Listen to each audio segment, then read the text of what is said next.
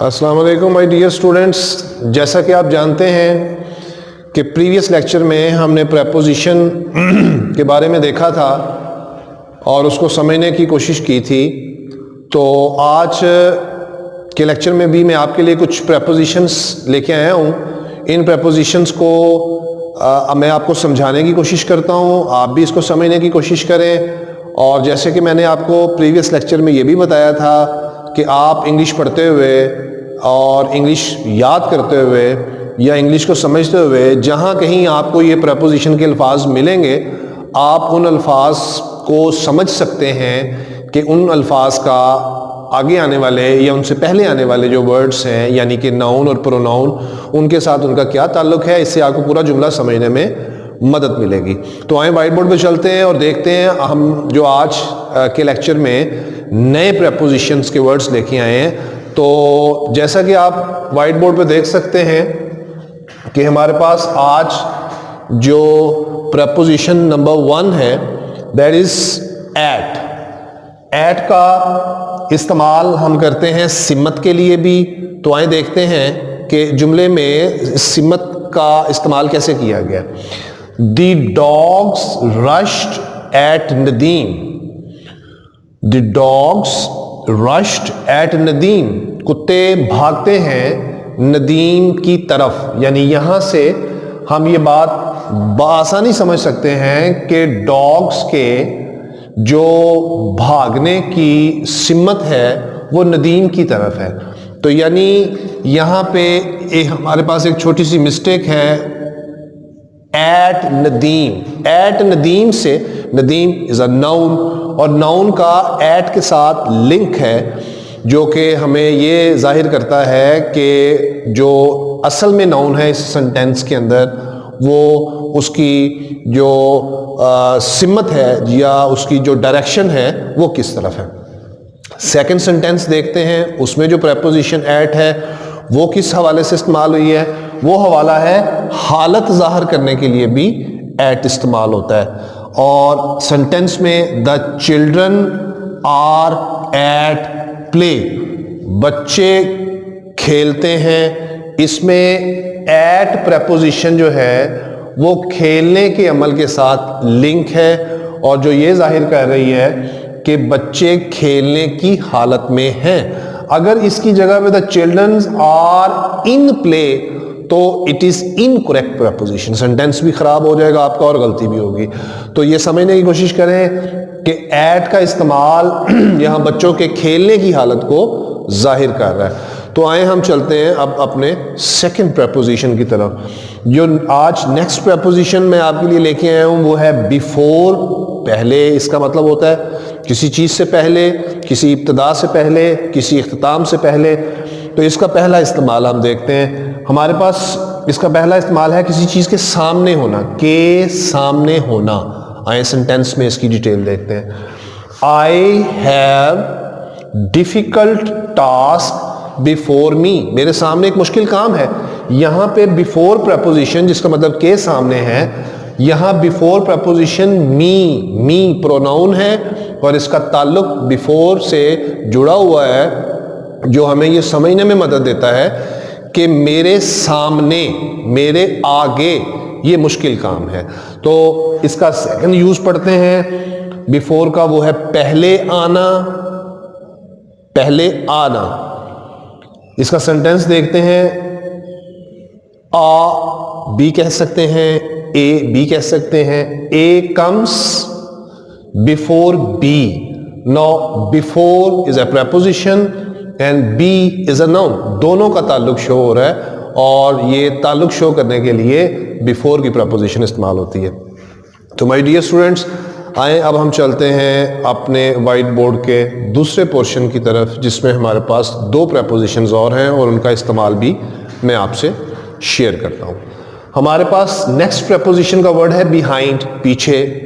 The dog was running behind his master, right. इसकी examples भी मैं आपको देता हूं। इसका पहला इस्तेमाल हम व्हाइट बोर्ड पे देख रहे हैं कि के पीछे होना। इसका सेंटेंस है who is behind the wall, दीवार के पीछे कौन है। अब यहां पे बिहाइंड प्रेपोजिशन जो है वो लिंक शो कर रहा है वॉल के साथ, राइट। अब वॉल जो है वो नाउन है, तो इन दोनों का लिंक हमें सेंटेंस को समझने में हेल्प कर रहा है। सेकेंडली, इसका सेकंड इस्तेमाल है जिम्मेदार होना। बिहाइंड का मतलब जिम्मेदार होना की सेंस में भी ये इस्तेमाल होता है एज अ प्रेपोजिशन। सेंटेंस देखते हैं, Ali is the man behind this progress. Ali ही है वो शख्स जो इस सारी तरक्की के पीछे है। यहां पे बिहाइंड प्रेपोजिशन और उसका ताल्लुक आगे प्रोग्रेस के साथ, तो ये भी एक नाउन है। तो इस ताल्लुक से हमें पता चला कि ये बिहाइंड का इस्तेमाल जो है और भी मुख्तलिफ तरीकों से हम कर सकते हैं। जैसे मैंने अभी एक सेंटेंस बोला, the dog was running behind his master, right. The cat is sitting behind the chair, right. And the boys are running behind each others.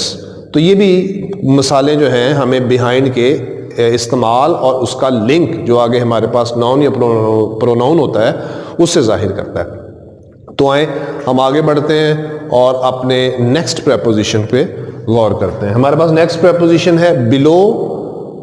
Below नीचे होना, अदना होना, कम होना, मिकदार में, तादाद में या किसी भी चीज़ में। जैसे कि मैंने इसके दो इस्तेमाल आपको इस वाइट बोर्ड पे लिखे हुए। पहला इसका इस्तेमाल है अदना होना, कमतर होना। इसका सेंटेंस देखते हैं, skirts must be below the knees, यानी स्कर्ट्स एक लिबास है, ये घुटनों से नीचे होना चाहिए। अब हम इस प्रेपोजिशन का लिंक ढूंढने की कोशिश करते हैं जिसमें हमें पता चले कि ये अदना होने को वाजे करता है।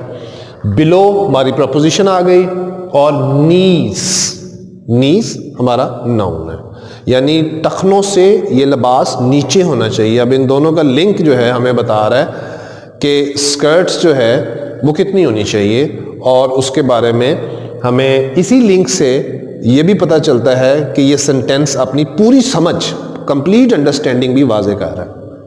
सेकंड सेंटेंस की तरफ चलते हैं। सेकंड सेंटेंस में हमारे पास है नीचे होना। बिलो का मतलब होता है नीचे होना भी, किसी का किसी से ओहदे में नीचे होना वगैरह वगैरह। अच्छा, सेंटेंस है his status is below yours, उसका रुतबा तुम्हारे रुतबे से कम है। अब यहाँ पे प्रेपोजिशन हमारी बिलो मौजूद है और योर्स तुम्हारे से ये हमारे पास प्रोनाउन है।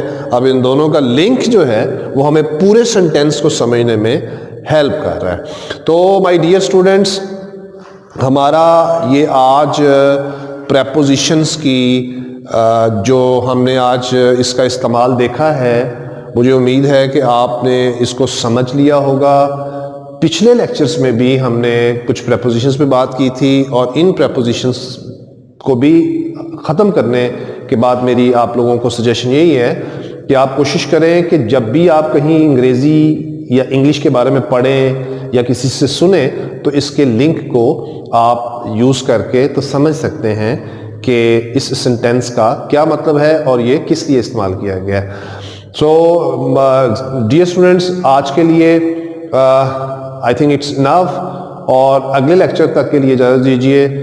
नेक्स्ट लेक्चर में आपके पास प्रेपोजिशंस की कुछ और डिटेल्स पेश की जाएंगी और उनके हवाले से आई होप कि आपको काफ़ी मदद मिलेगी। आपके एनुअल एग्जाम्स में 5 मार्क्स का ये क्वेश्चन आता है और उसमें आपको अपनी करेक्ट प्रेपोजिशन जो है उसको इंडिकेट करना होता है। एक सेंटेंस दिया जाता है, उसके नीचे आपको ऑप्शनल में 4 प्रेपोजिशंस के वर्ड्स दिए जाते हैं जो आपने उसमें से करेक्ट प्रेपोजिशन आपने सेलेक्ट करनी होती है और वो आपने ऊपर सेंटेंस में एडजस्ट करनी होती है।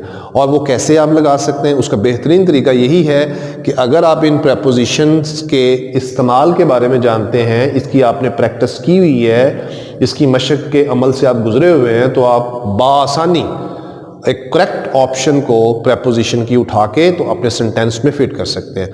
Thank you very much. इंशाल्लाह सी यू टुमारो।